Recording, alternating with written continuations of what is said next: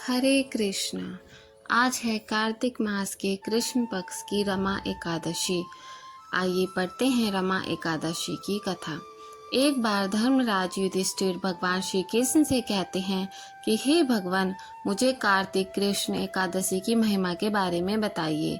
तब भगवान श्री कृष्ण युधिष्ठिर को कार्तिक कृष्ण एकादशी यानी रमा एकादशी का महत्व बताते हुए कहते हैं कि इस व्रत को करने से व्यक्ति की जाने अनजाने में किए हुए पाप नष्ट हो जाते हैं।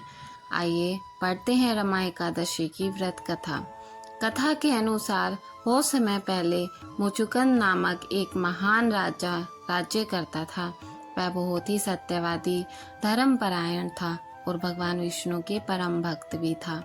उसकी पुत्री का नाम चंद्रभामा था, जिसका विवाह राजा चंद्रसेन के बेटे शोभन से हुआ था। एक दिन शोभन ससुराल आया। उसके कुछ ही दिनों में रमा एकादशी आने वाली थी, जिस पर राजा मुचुकुंद ने पूरे नगर में यह घोषणा कर दी थी कि एकादशी के दिन कोई भी व्यक्ति भोजन ग्रहण नहीं करेगा। यह बात सुनकर शोभन बहुत परेशान हो गया और उसने अपनी पत्नी चंद्रभामा से कहा कि वह भोजन के बिना नहीं रह सकेगा। तब चंद्रभागा शोभन से कहती है कि इस नगर में केवल मनुष्य ही नहीं बल्कि पशु पक्षी भी एकादशी व्रत धारण करते हैं। ऐसे में अगर आपको भोजन करना है तो नगर से कहीं दूर चले जाइए, अन्यथा आपको व्रत धारण करना ही होगा। यह सुनकर शोभन कहता है कि हे प्रिय, मैं इस व्रत को अवश्य करूंगा।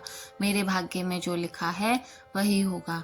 शोभन ने पूरी श्रद्धा के साथ एकादशी का व्रत रखा। दिन बीतने के बाद शोभन को कमजोरी महसूस होने लगी। रात में जागरण के समय उसकी हालत और भी खराब हो गई। सुबह होने के पहले शोभन की मृत्यु हो गई। तब उसका विधि पूर्वक अंतिम संस्कार कर दिया गया।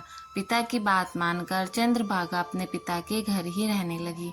एक दिन राजा मुचुकुंद मंदराचल पर्वत पहुंचे तो उन्होंने पाया कि रमा एकादशी के प्रभाव से उनके दामाद शोभन को वहां पर धन धान्य से एक सुंदर देवपुर की प्राप्ति हुई है।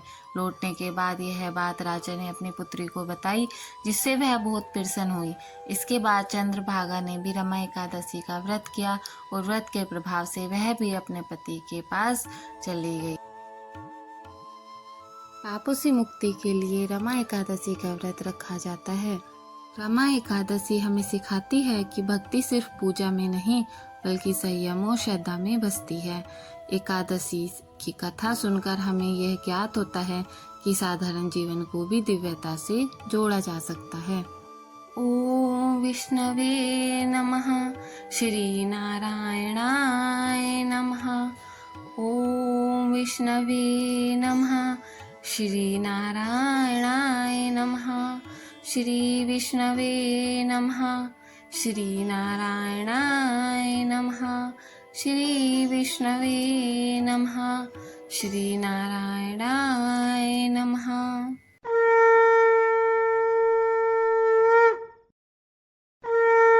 आइए आरती करते हैं श्री हरि विष्णु जी की। ओम जय जगदीश हरे, स्वामी जय जगदीश हरे। भक्त जनों के संकट, दास जनों के संकट क्षण में दूर करे। ओम जय जगदीश हरे। जो ध्यावे फल पावे, दुख विन से मन का। स्वामी दुख विन से मन का, सुख संपत्ति घर आवे, कष्ट मिटे तन का। ओम जय जगदीश हरे। मात पिता तुम मेरे, शरण गाहूँ मैं किसकी। प्रभु शरण गाहूँ मैं किसकी। तुम बिन और न दूजा, प्रभु बिन और न दूजा। आस करूँ मैं जिसकी।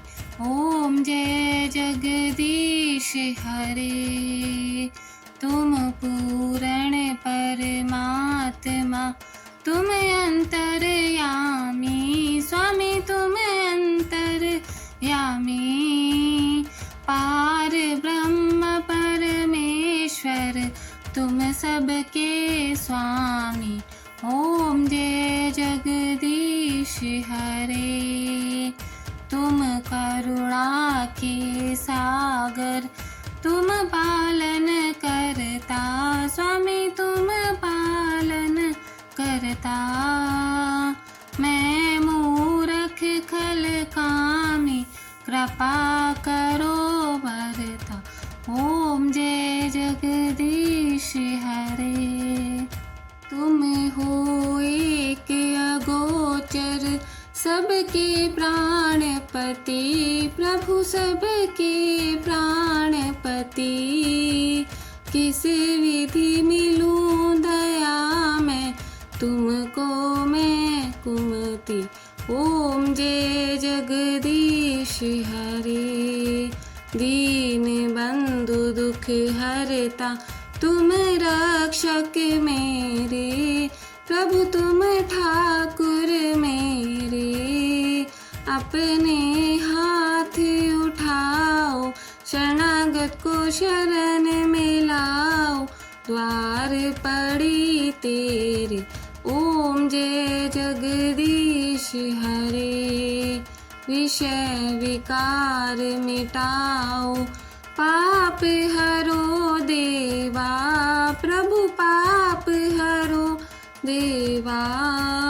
श्रद्धा भक्ति बढ़ाओ, संतन की सेवा।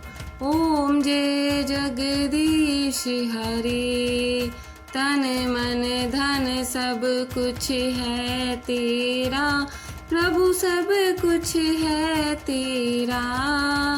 तेरा तुझको अर्पण क्या लागे मेरा। ओम जय जगदीश हरे। ओम जय जगदीश हरे। स्वामी जय जगदीश हरे।